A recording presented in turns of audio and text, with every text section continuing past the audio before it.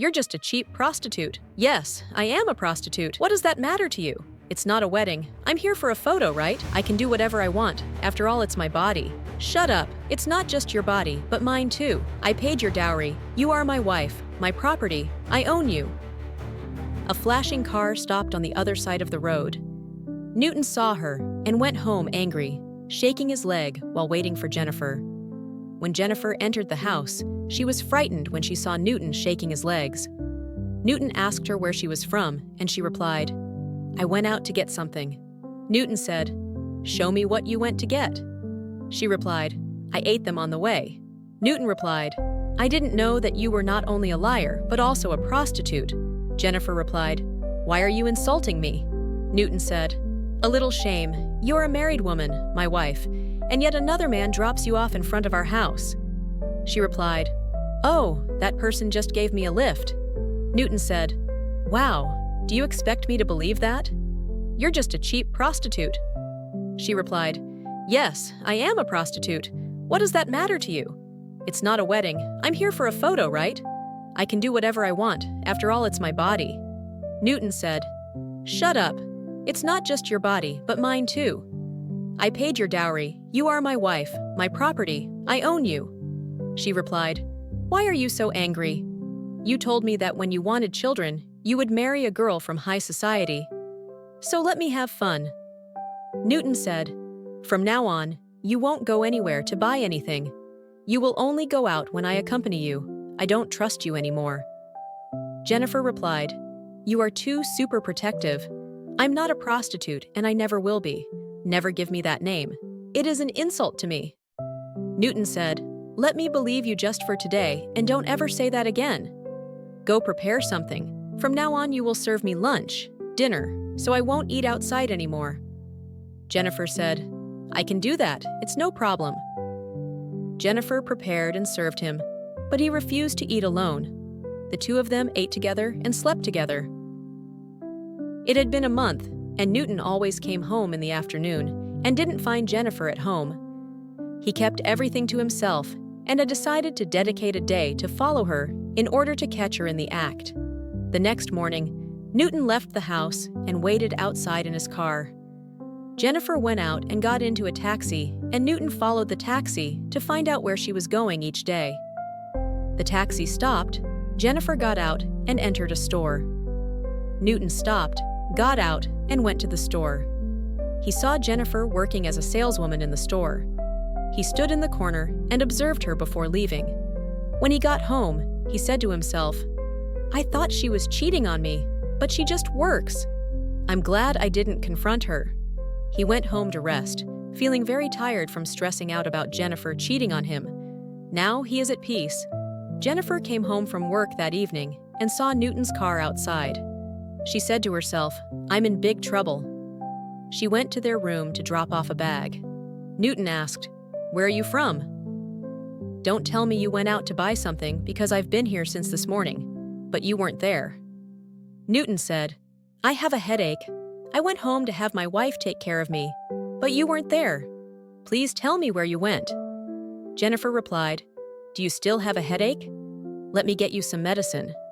Newton replied, "I'm fine now. I've already taken medicine. Please don't change the subject. Where did you go?" Jennifer replied, "I'm sorry, but you won't be happy if I tell you." Newton said, "If you don't tell me the truth, I'll leave this house and never come back." Jennifer replied, "Please don't say that. Don't think I'm with other men. I'm just working to earn my own money. If I stay at home, my degree will be useless." Newton replied, "Why should my wife work like a hired girl?" Jennifer replied, "I'm a graduate, and why do you always call me your wife like you really mean it? How did you know I was working as a hired girl?" Newton moved closer to her head and said, "You are my wife, I know. At first it was just for photos and video calls to fool my parents, but it's more than that now. I'm in love with you, Jennifer. I don't know when or how it happened, but I feel attracted to you all the time. If you want work, I won't stop you, but you will have to work in my office." "Our office." Jennifer replied, "I really don't know what to say. I'm surprised by what you say." Newton said, "Refresh yourself. I want to take you out. Let's have some fun." but she said, "Not today. I'm really tired." "Maybe next time." Newton replied, "Okay, tomorrow then. Go freshen up so you can rest." Jennifer just smiled. Newton just fell in love with me now, while I had loved him for a long time, she thought. He will never find out that I love him. Let's stress it out a little for my aunts and uncles, who sold me here to suffer. I pity them. They only sold me from here to paradise. The next day, Newton took Jennifer shopping for good clothes, shoes, wigs, and bags. Jennifer was very happy with her husband's attention. Later that evening, they both went out. Newton, in front of her, proposed to her with a ring. The place was full of people. Newton said, "Jennifer, will you marry me?" And she laughs, "No, we are already married." Newton replied, "Sorry, will you be my love? Will you love and cherish me like your husband?" She laughs again. "You only know how to talk about business. That's not how you make a marriage proposal." Newton said, "I'm sorry, I'm in love with you. Are you in love with me too?"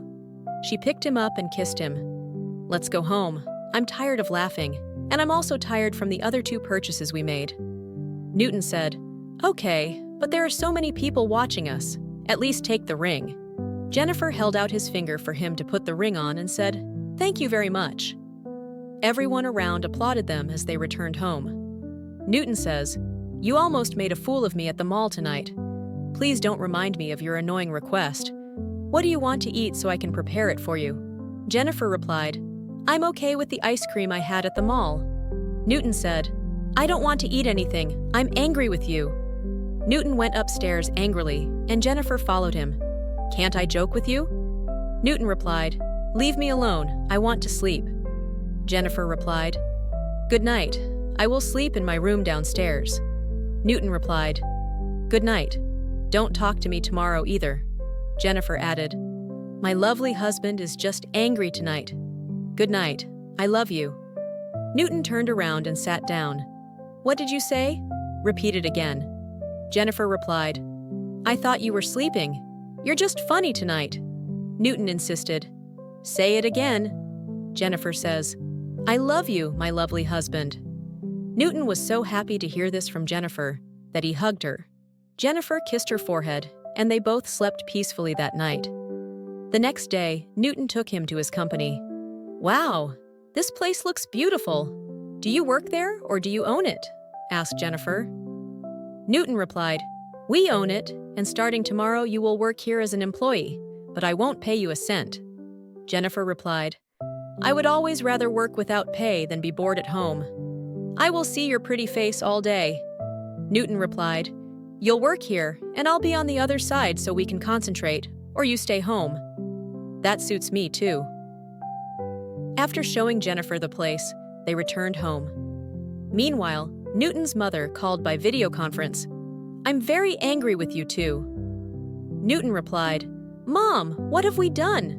She said, "You don't want to give me grandchildren. Give me your wife." Jennifer replied, "Good evening, Mom. When are you coming back?" Newton's mother says, "I'm not coming back until I see a picture of my grandchild." "Why didn't you give me a grandchild?" Jennifer replied, "He's your son. He's not ready for a baby yet. He refuses to touch me." Newton's mother said, "Give him the phone. I want to see his face." Newton refused. "That's not true. I'm ready for children." His mother said, "I don't know what you two are saying, but I'll give you a year." "I want a grandchild. Your father and I will come back in a year, and we want to carry our grandchild." Jennifer replied, "Mom, consider it done. Good night." After they finished talking to Newton's mother, they hung up. Newton said, "Why did you tell my mother I refuse to touch you? Why did you promise him a child in a year?" Jennifer replied, "Have you ever touched me before? Are you hoping I initiate romance? I expected you to touch me." Newton said, "If you wanted it, why didn't you tell me? I don't want to do anything to hurt you. That's why I'm taking things slowly." Jennifer replied, "Another unromantic sentence. Come here. When I start, you will get tired and ask me to stop." Newton grew closer to his wife that night, and they were both intimate for the first time. Jennifer and Newton have taken their business to new heights, surpassing others in their industry. They not only expanded their business, but also opened branches in different regions. They returned to Jennifer Village to collect his parents' belongings, which had been sold by their relatives. Upon seeing Jennifer, those close to him were surprised by her radiant beauty. They expected her to suffer alongside Newton, but their assumptions proved wrong. Despite their pleas for forgiveness, Jennifer ignored his aunts and uncles because of the ordeals they had put him through. Newton also set up part of his business in the village of Jennifer, naming it after his parents.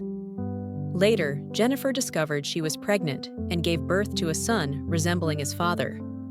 When Newton's family returned after a long absence, they were delighted to meet their grandchild. Jennifer's uncles and aunts had hoped to ruin her by forcing her into an unwanted marriage, but it ended up working in their favor. Newton and his family lived happily ever after.